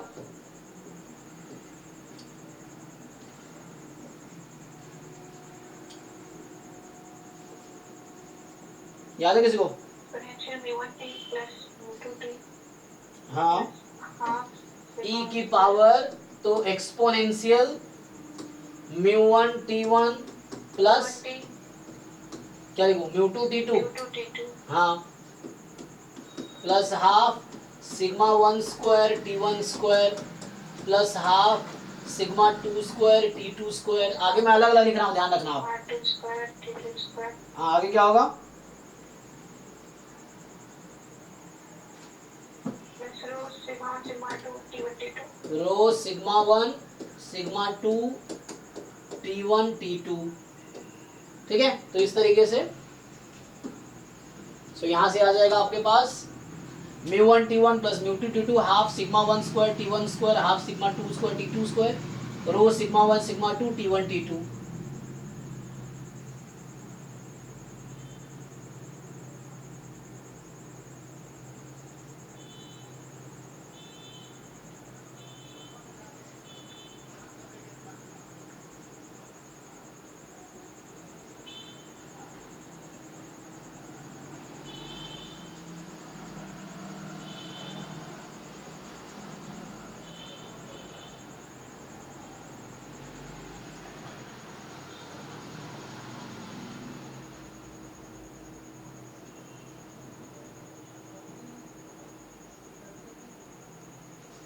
अब यहाँ से वेरीफाई कर सकते हो कि लाइक है ना, यहाँ से भी प्रूव कर सकते हो ना। मैं याद था, देखो एक रिजल्ट था ना कि x1 x2 are independent if and only if joint MGF is equal to product of marginal MGF, है ना। तो यहाँ से क्या आ जाएगा आपके पास, तुम रो को 0 पुट कर दो, तो रो को 0 पुट करो तुम्हें इजीली दिख जाएगा, है ना। मान लो इसी में अगर मैं लिखूं, तुम यहाँ देख सकते हो, नोट दैट कि अगर रो इज इक्वल टू 0 है इफ एंड ओनली इफ जो ज्वाइंट एमजीएफ है m of t1 comma t2 x1 x2 ये इक्वल आ जाएगा m of x1 at t1 m of x2 at t2। Check करो, रो को 0 रख दो यहाँ पे, तो मतलब independent if and only if ऐसा हो जाएगा।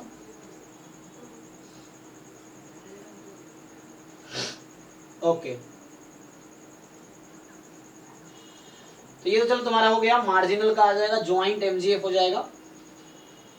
और कोवेरिएंस से तुम ये भी निकाल सकते हो, यहां से अगर तुमसे पूछ लिया जाए what is the joint moment, E of x1 into x2 किसके इक्वल आएगा यहां से,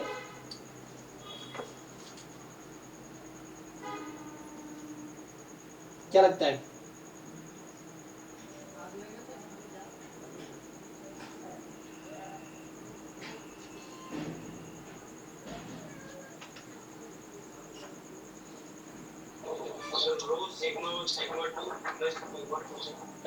है ना। तो जस्ट यहां से क्या होगा, आप कोवेरिएंस का फॉर्मूला यूज करोगे, तो E of x1 x2 minus E x1 minus E x2, तो यहां से आ जाएगा म्यू1 म्यू2 प्लस रो सिग्मा 1 सिग्मा 2, ठीक।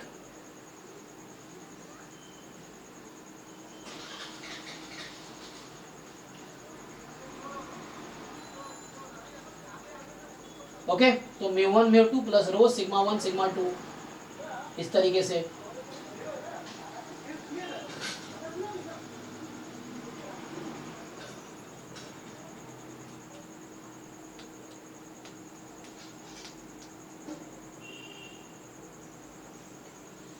अब यही सब एग्जाम में पूछा जाएगा, तुम्हें पैरामीटर्स दे देगा, वैल्यूज, यही सब पूछेगा आपसे, ठीक है ना। तो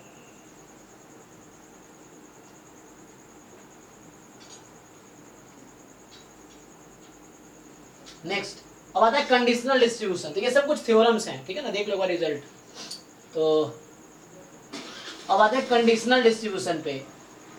तो कंडीशन हम लोग फाइंड भी कर सकते हैं ना, मान लो f of x given y या x1 गिवन x2 का डिस्ट्रीब्यूशन निकालना है, तो क्या करेंगे, मान लो अगर मैं डिराइव करूं कि जैसे थ्योरम ये है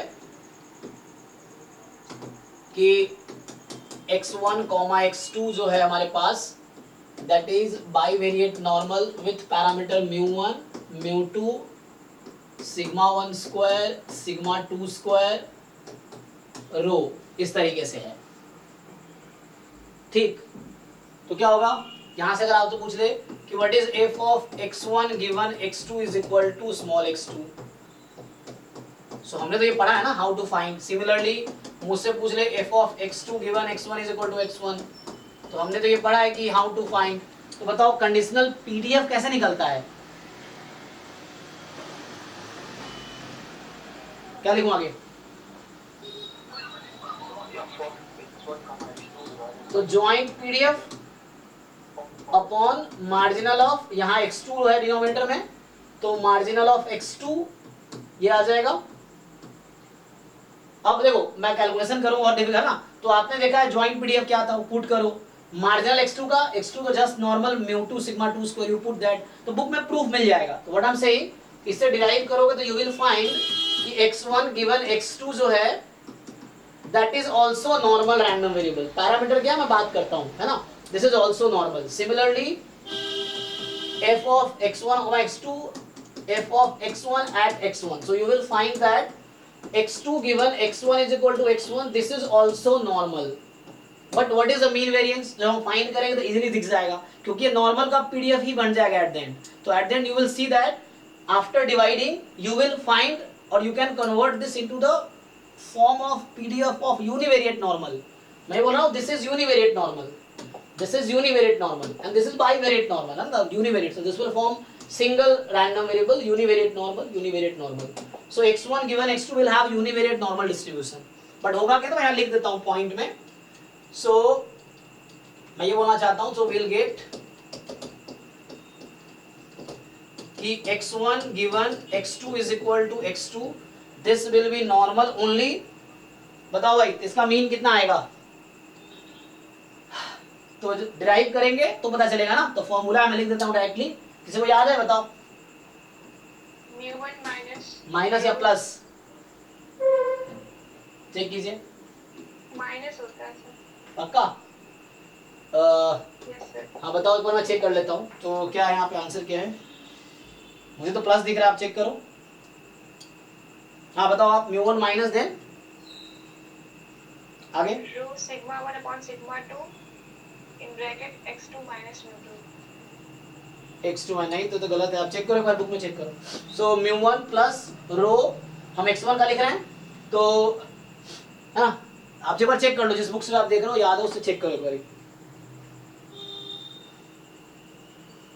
तो यहां से क्या आएगा, x1 गिवन x2 ना, तो x1 रो x1 पहले है ना, x1 गिवन x2 है, तो यहाँ सिग्मा 1 अपॉन सिग्मा 2 ब्रैकेट में x2 गिवन है, तो x2 माइनस μ2 कॉमा, ये तो मीन आएगा, सो this is mean of x1 given x2। Variance क्या होगा इसका, बोलो इसका क्या होता है, 1 माइनस रो स्क्वायर टाइम्स क्या लिखते हो आप, सिग्मा 1 सिग्मा 4 स्क्वायर। हाँ जो पहले है ना, तो जो जिसका डिस्ट्रीब्यूशन लिख रहे हो आप, तो ये डिस्ट्रीब्यूशन आएगा x1 गिवन x2 का, एंड वैसे ही x2 गिवन x1, ठीक, तो ये होगा normal μ2 comma rho sigma 2 by sigma 1 x1 minus μ1 1 minus rho square sigma, अच्छा सॉरी यहाँ क्या कर रहा हूँ मैं, ठीक है ना, चेक कर लो, x2 गिवन x1 है ना, तो μ2 plus rho sigma 2 by sigma 1 x1 minus μ1 है ना, क्योंकि x1 गिवन है, एंड 1 माइनस, प्लस होगा वहां पे, ठीक है ना, हाँ प्लस। ओके, बस ये याद रखना है, एग्जाम में गलती हो सकती है ना, तो ये याद रखना है, ठीक है। इस पे एग्जाम 2022 में भी क्वेश्चन आया, 2023 में भी क्वेश्चन आया हुआ है, चेक करते हैं, 2022 में इस पे क्वेश्चन आ चुका है। चलो तो ये अच्छा टाइम तो ऐसे निकल गया है, तो हमने ये थ्योरम लिखा था, यहाँ कहने का मेरा मतलब ये हो गया, मैं इधर लिख देता हूँ फिर से एक बारी, तो हमने ये लिखा है यहाँ पे क्योंकि ये यूज होगा एक्चुअली, कि हमने ये लिखा कि x1 x2 जो है that is bivariate normal with parameter mu1 mu2 sigma 1 square sigma 2 square रो। तो हमने ये देखा। देन पहला ये है कि x1 is just normal mu1 comma sigma 1 square, दूसरा x2 is just normal mu2 sigma 2 square, तीसरा x1 given x2 is something, so small x2 is given that.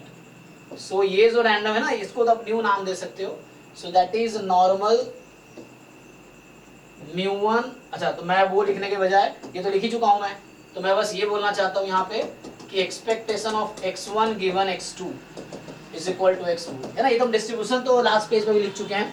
Conditional क्या होगा बस ये बता, मीन क्या आता है, तो ये होगा mu1 प्लस रो, पहले x1 है तो यहाँ सिग्मा 1 अपॉन सिग्मा 2, और ये x2 गिवन है तो यहाँ आएगा x2 माइनस mu2। एंड ऐसे ही variance, so variance of x1 given x2 is equal to x2, so this is 1 minus rho square sigma 2 square. Check कर लो एक बारी।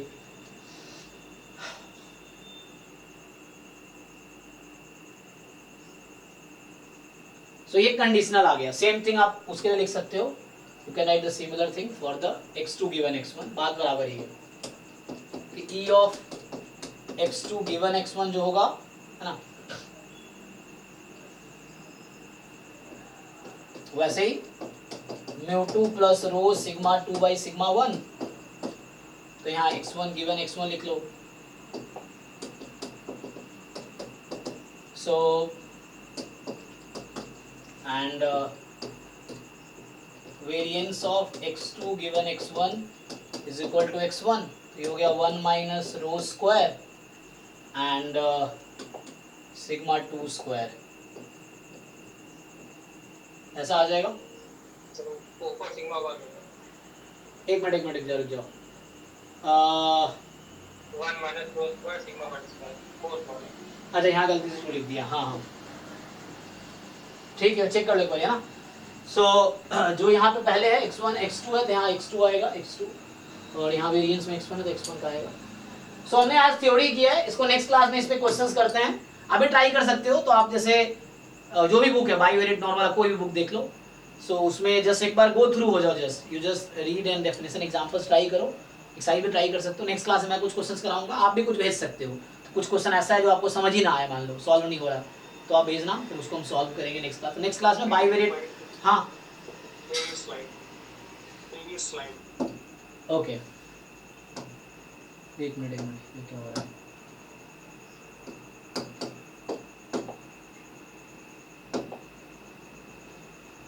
एक मिनट, ये था ना प्रीवियस, कौन सा वाला, ये था ना, ये वाला। हाँ,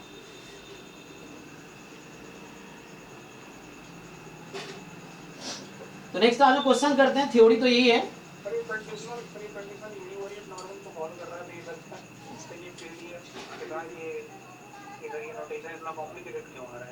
क्योंकि इसको ओपन करेंगे तो उसी के फॉर्म में आएगा। जब आप इसको ओपन करेंगे तो मान लो ये सपोज इसका नाम मैं कुछ रख दूं, अभी म्यू बोल दूं, और ये जस्ट सिग्मा स्क्वायर है, तो ये डिवाइड करके, क्योंकि कितना कॉम्प्लिकेटेड था ज्वाइंट पीडीएफ उसका बाइवेरिएट नॉर्मल का, तो इसलिए ऐसा बन के आएगा। ये सब नंबर है, ये भी नंबर है, ये सब नंबर है, कोई फिक्स नंबर है, तो इस तरह से ही बनेगा। क्योंकि आप डिवाइड करेंगे तो आपको दिखेगा। या प्रूफ आप देख लो, इसका प्रूफ कर रखा है यहाँ पे, तो आप वीके रोहतगी में देखोगे इसका प्रूफ कर रखा है पेज नंबर 231 पे, एक्सप्रेशन नंबर 5 है ना। सो 231 पे उसने प्रूफ करके दिखाए हैं कि कैसे आता है ये, मतलब आप भी कर सकते हो। तो इजी, बस कैलकुलेशन थोड़ा सा है।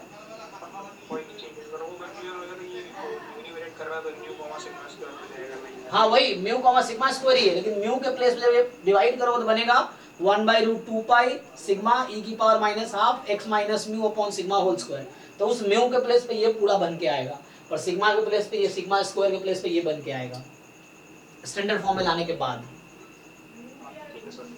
हाँ, ठीक है। तो थ्योरीज यही है। देखो एक बार मैं दिखा देता हूँ सिलेबस में जो बोला है उन्होंने, तो हमने एटलीस्ट वो देखा है। यहाँ पे क्या है कि जस्ट अच्छा सिलेबस जो है हमने अभी बस थ्योरी कवर किया। नेक्स्ट क्लास में मल्टीनोमियल और बाइवेरिएट बाइनोमियल, तो ये जो है बाइवेरिएट नॉर्मल, इस पे क्वेश्चंस करेंगे।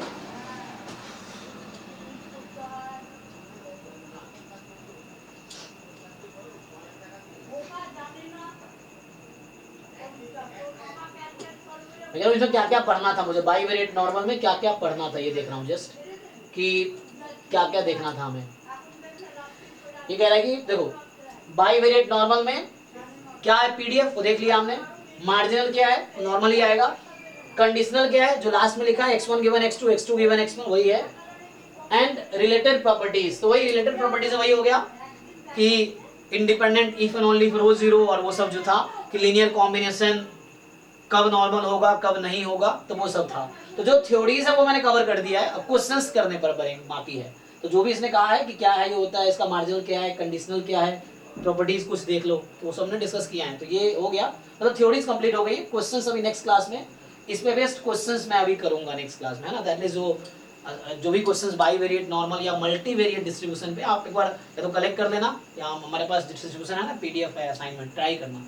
तो नेक्स्ट क्लास में प्रॉब्लम क्लास ही होगी, इस पे अभी क्वेश्चंस कराऊंगा मैं, ठीक है। तो अभी के लिए चलो, thank you and good night. अभी 9 to 11 हाइपोथेसिस टेस्टिंग का डाउट डिस्कशन है।